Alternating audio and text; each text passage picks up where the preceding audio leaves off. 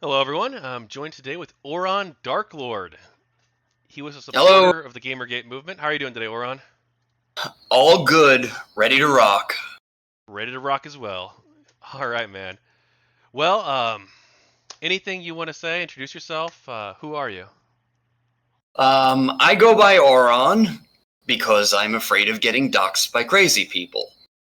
I am a Gamergate supporter since 2015 and a criminal defense attorney and gamer all my life. Oh, nice. I actually got involved with Gamergate in 2015 as well. We have that in common. Very, very, very early 2015 around stuff. I was tangentially aware of it and sort of like, yeah, I think those guys have a good point. But when the stuff started, like those comic book covers getting canceled because of feminist outrage and stuff, that was when I really got active in it. You know what? For me, it wasn't the change the cover. I believe before change the cover, we had the Lionhead Studios controversy. I believe that's the Yeah, one I got involved with. around that same stuff, like early spring 2015. All right, all right. Well, what got you involved with Gamergate? What made this passionate for you?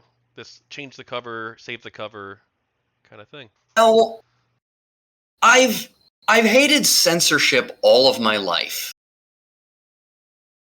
Do you remember? Oh God, I have to remember the name of the game now. It was back in like the mid 90s.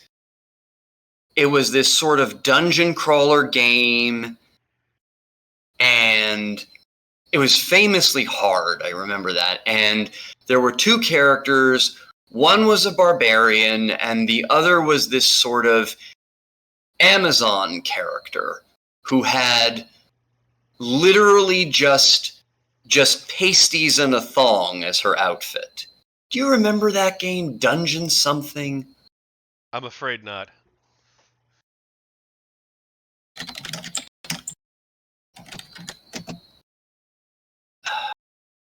I can't.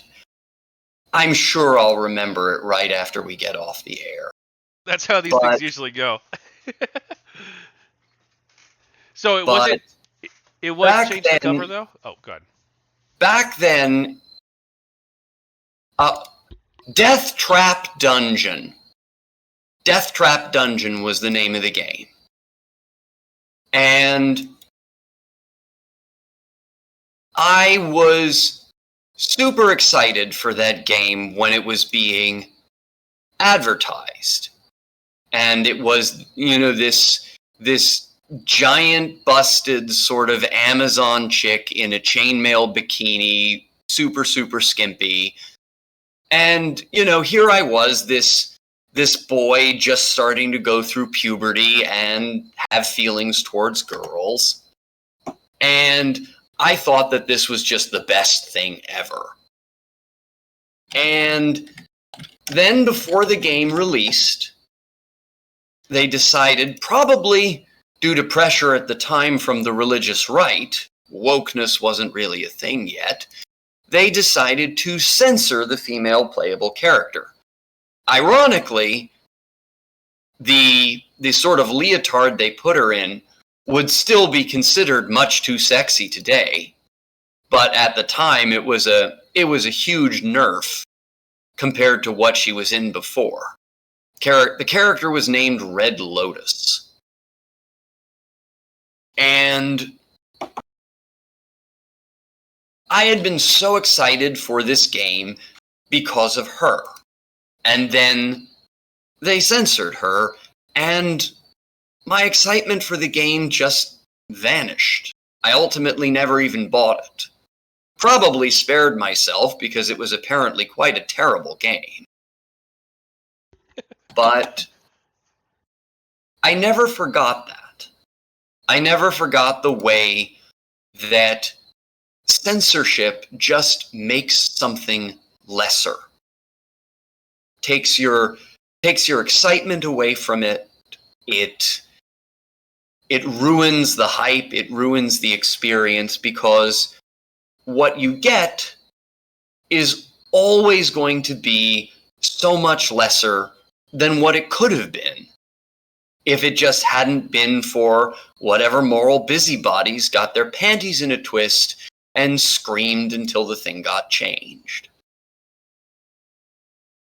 And ever since that experience, the whole idea of games or any other form of media being censored, especially sexual stuff, by virtue of that's just the most common target for censorship, just really pissed me off. It became something of a pet issue of mine.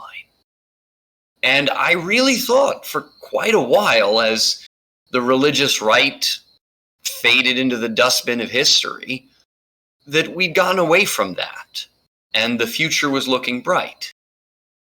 And then woke feminism showed up and brought it all back in spades. They achieved more censorship than the Bible-thumping Puritans of my childhood ever managed, and so much faster. And opposing that just became my personal cause. And ultimately, that led me to Gamergate.